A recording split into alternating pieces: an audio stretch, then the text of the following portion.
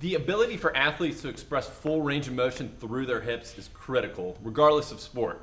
Obviously, we can use examples like defensive backs who really need that hip mobility in order to be able to open up and turn when they're covering a wide receiver. One thing that I really want to highlight here is it's not just about stretching.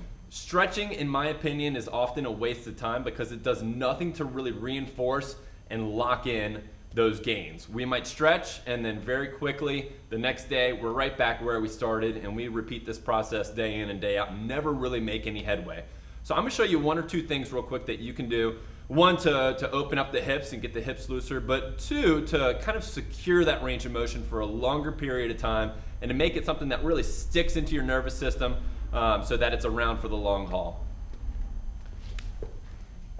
In yoga, there's a particular pose called the pigeon pose, which I'm pretty much demonstrating here. Now I'm going to make a couple little different changes to this so that it really helps the athlete out a lot and really helps the range of motion stick around for the long haul.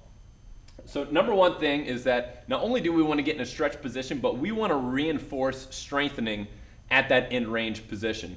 So one thing that I can do here is take my hands away, and instantly I'm having to use my hip muscles to support me in this position. So they are heavily engaged right now just to hold me up in this position.